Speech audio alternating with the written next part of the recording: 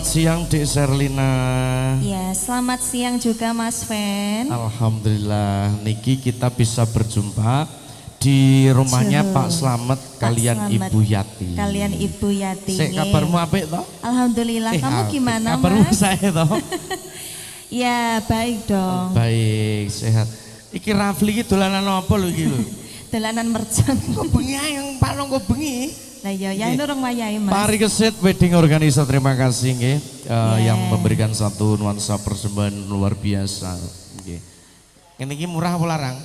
Ya murah toh Mas. Murah Mas. DP-ne. Murah apa larang?